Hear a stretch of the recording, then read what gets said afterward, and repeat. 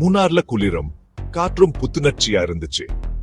மலைகள் பச்சை பசேல்னு கண்ணுக்கு குளிர்ச்சியா இருந்துச்சு. மாயாங்கர பொண்ணு டி எஸ்டேட் ஓரமா நின்னு கீழாள் பள்ளத்தாக்க பார்த்து யோசனையில இருந்தா. திடீர்னு ஒரு குரல் கேட்டுச்சு. அழகா இருக்கு இல்லையா? அர்ஜுங்க ஒரு பையனா பக்கத்துல வந்து நின்னா. மாயாவோட அமைதியான அழுகுல அவனுக்கு உடனே புடிச்சிருச்சு. ரெண்டு பேரும் அன்னைக்கு சாயங்காலம் வரைக்கும் டி எஸ்டேட்ல சுத்திட்டு பேசிட்டு இருந்தாங்க. மாயா ஒரு ரைட்டர், மலைகள்ல இன்ஸ்பிரேஷன் தேடி வந்திருக்கா. அர்ஜுன் ஒரு போட்டோகிராபர், உலக அழகை போட்டோவா எடுக்கிறதுல ஆர்வம் உள்ளவன். சூரியன் மறைய ஆரம்பிச்சப்ப ரெண்டு பேருக்கும் இது ஒரு சாதாரண சந்திப்பு இல்லைன்னு தெரிஞ்சது.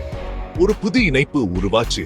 அழகு மேல உள்ள காதல், ஒருத்தர் மேல ஒருத்தர் உள்ள ஈர்ப்பு எல்லாம் சேர்ந்து ஒரு மேஜிக் மாதிரி இருந்துச்சு. ஆனா மலைகளின் அமைதிக்குள் ஒரு மர்மம் மறைஞ்சிருந்தது. சிட்டிக்கு வந்த பிகோ மாயாவும் அர்ஜுனும் இன்னும் நெருக்கமானாங்க. அர்ஜுனோட போட்டோகிராபி மாயாவால இன்னும் அழகா மாறிடுச்சு. மாயாவோட கதைகள் கற்பனை உலகத்துல இருந்து நிஜ உணவுகளை பத்தி பேச ஆரம்பிச்சது. ஒரு நாள் சாயங்காலா மார்க்கெட்ல போயிட்டு இருக்கும் போது ஒரு பாட்டி மாயாவோட கைய பிடிச்சுட்டாங்க. பயத்துல கண்ணு விரிய. அவன் நீ நினைக்கிற மாதிரி இல்லைன்னு அர்ஜுன காமிச்சு சத்தமா சொன்னாங்க. மாயா அதுக்கு ரியாக்ட் பண்றதுக்குள்ள அந்த பாட்டி காணாம போயிட்டாங்க. மாயா குழப்பமாவும் பயமாவும் இருந்தாலும் அவங்க அர்த்தமில்லாம சொல்லிருப்பன்னு விட்டுட்டா. ஆனா அந்த வார்த்தைகள் மாயா மனசுல ஒரு சந்தேகத்தை விதைச்சுட்டுச்சு. 2 வாரம் கழிச்சு அர்ஜுன் காணா போயிட்டா. அவனோட வீடு காலியா இருந்துச்சு. போனும் ஸ்விட்ச் ஆப். அவன் இருந்த இடமே இல்லாத மாதிரி ஆயிடுச்சு. மாயா தனிமையோட அவனை தேடினா. போலீஸ் அவன் எங்கேயாவது போயிருப்பான்னு சொல்லி கேஸ் எடுக்கவே மாட்டேன்னுட்டாங்க. மாயா அவன்கிட்ட கெஞ்சினா. ஆனா மாயாக்கு ஏதோ தப்புன்னு தோணுச்சு. அவ மனசு கணக்க ஆரம்பிச்சது. அர்ஜுன் ஒரு வார்த்தை கூட சொல்லாம போக மாட்டா. அதுவும் மாயா விட்டுட்டு. அவளால் இதை ஏற்க முடியல. அந்த பாட்டி சொன்ன வார்த்தைகள் மாயா மனசுல ஓடுச்சு. அவன் நீ நினைக்கிற மாதிரி இல்ல. அர்ஜுன் காணாம போனதுக்கும் இதுக்கும் ஏதாவது சம்பந்தம் இருக்குமான்னு மாயா யோசிச்சா. காதலும் பயமும் கலந்து உண்மையை கண்டுபிடிக்கணும்னு முடிவு பண்ணினா. மாயா எல்லாம் எங்க ஆரம்பிச்சதோ அங்கிருந்து தேட ஆரம்பிச்சா. அர்ஜுன் கூட போன எல்லா இடத்துக்கும் போய் க்ளூஸ் தேடினா. அர்ஜுனை யாராவது பார்த்திருக்காங்கன்னு பக்கத்துல இருக்கிற மக்கள் விசாரிச்சா. ஒரு கடைக்கார் அர்ஜுனோட போட்டோ பார்த்து அடையாளம் கண்டுபிடிச்சாரு. அவன் ஒரு மேப் வாங்கினான்னு சொல்லி கடைக்கு ஓரமா இருந்த ஒரு மேப்பை காமிச்சாரு. அது பழைய டீ ஃபேக்டரியோட மேப். அந்த டீ ஃபேக்டரி நிறைய வருஷமா காலியா இருக்கு. மாயாக்கு ஒரு நம்பிக்கை வந்துச்சு. மேப்பையும் எடுச்சுட்டு அந்த டீ ஃபேக்டரிக்கு போனா அந்த இடத்துல பேய் இருக்குன்னு ஊர்ல எல்லாரும் பயப்படுவாங்க. அந்த டீ ஃபேக்டரியில ஒரு ரகசிய இடம் கண்டுபிடிச்சா. அங்க ஒரு பழைய ஜர்னல் கிடைச்சது. ஜர்னல்ல ஒரு ரகசிய சின்னம் இருந்தது. அது பெரிய மர்மத்தோட ஒரு பகுதியா இருந்தது.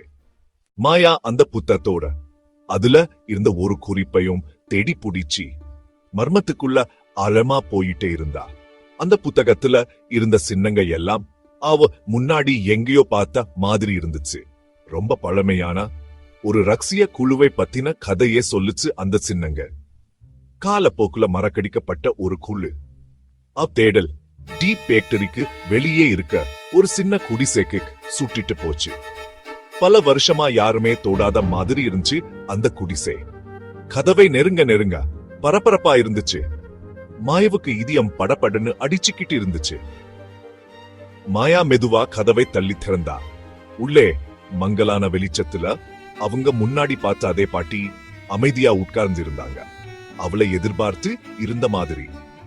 அந்த குடிசையில இருந்த இருட்டுக்குள்ளயும் அந்த பாட்டியோட சூர்மேனா கண்கள் மின்னுச்சு.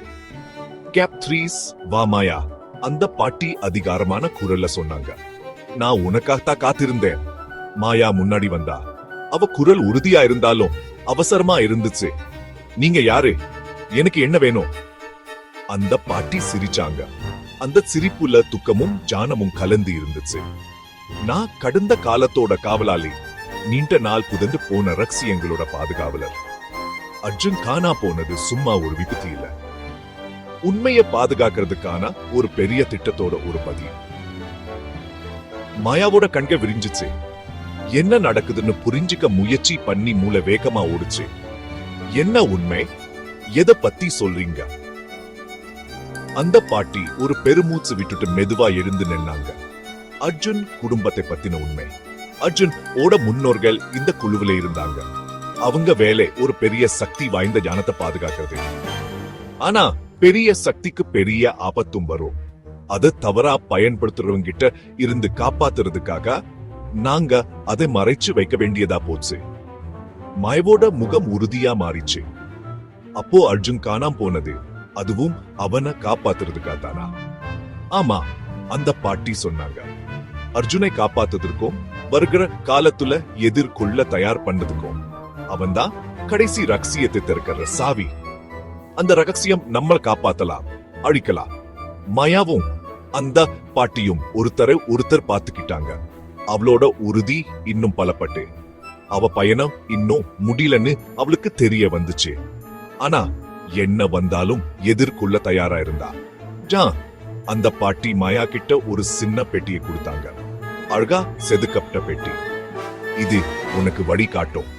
நீ தேடுற பதில்கள் எல்லாம் இதுக்குள்ள இருக்கு. கேப் 3 அந்த பெட்டியை வாங்கினதும் மிஷனோட பாரம் மேல விழுந்த மாதிரி இருந்துச்சு. முன்னாடி இருக்கிற வழி தெளிவா இல்ல.